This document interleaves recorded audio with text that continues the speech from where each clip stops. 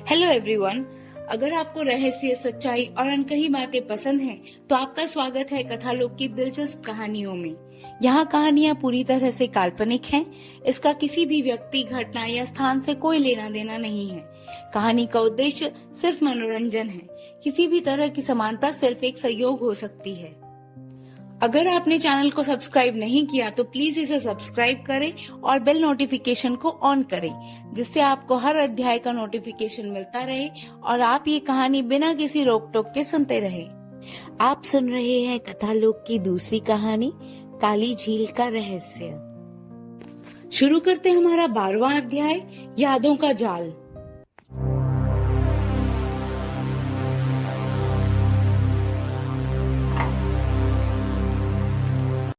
झील के नीचे बनी उस लैब में मशीन अब सिर्फ चल नहीं रही थी, वह जाग चुकी थी।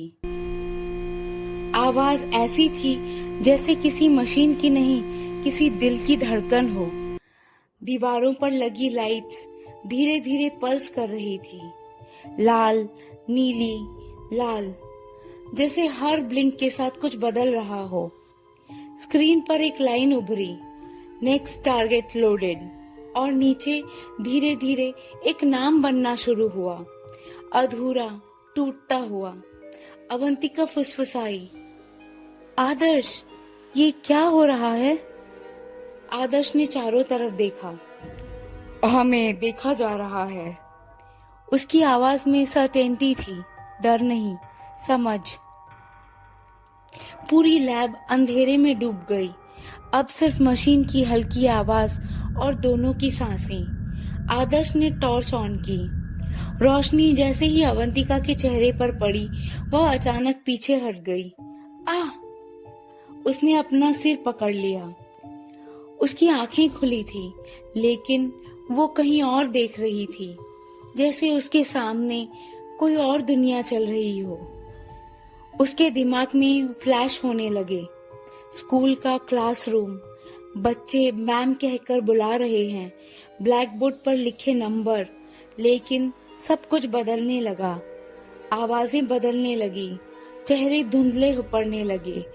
एक आवाज उसके दिमाग में गूंजी, तुम अवंतिका नहीं हो। नहीं! अवंतिका ने चीख कर कहा, मैं अवंतिका हूँ, मैं। लेकिन उसके शब्द खुद ही टूटने लगे। स्क्रीन अचानक चमकी, उस पर उसका चेहरा आया, लेकिन नाम कुछ और था। Subject ID A17। आदर्श के चेहरे का रंग उड़ गया। नहीं, ये झूठ है। अवंतिका ने धीरे धीरे उसकी तरफ देखा, लेकिन इस बार उसकी आंखों में कोई पहचान नहीं थी। तुम कौन हो? ये शब्द कमरे में गूंजे नहीं, आदर्श के अंदर टूट गए। मैं आदर्श हूँ, हम साथ आए थे, तुम मुझे जानती हो। उसकी आवाज कांप रही थी, लेकिन वो टूट नहीं रहा था। अवंतिका ने सिर हिलाया।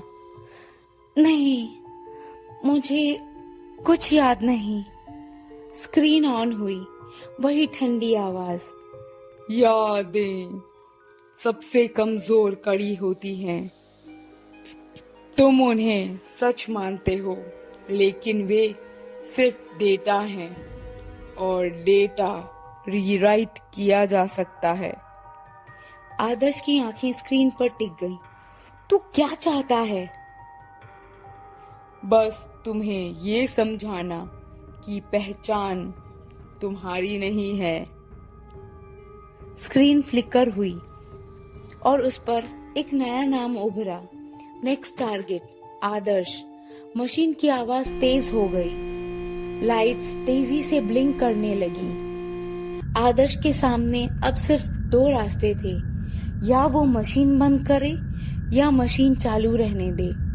अगर वो मशीन बंद कर देता है तो अवंतिका हमेशा के लिए खो जाएगी, और अगर मशीन को चालू रहने देता है तो वो खुद को खो देगा।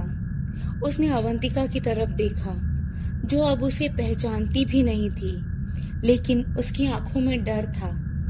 आदर्श ने धीरे से कहा, अगर यादें ही सब कुछ हैं, तो मैं इन्हें वापस लेकर आऊंगा।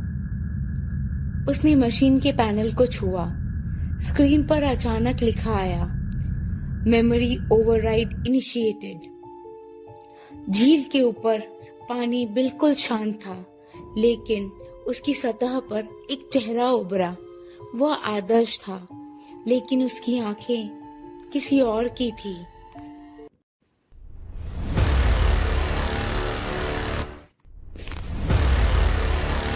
क्या सच में आदर्श की भी यादें मिट जाएंगी? क्या आदर्श कभी अवंतिका की यादों को वापस ला पाएगा?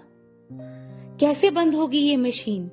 जानने के लिए सुनिए हमारा अगला अध्याय कथालोक पर। आपको ये कहानी कैसी लग रही है, हमें कमेंट करके जरूर बताएं।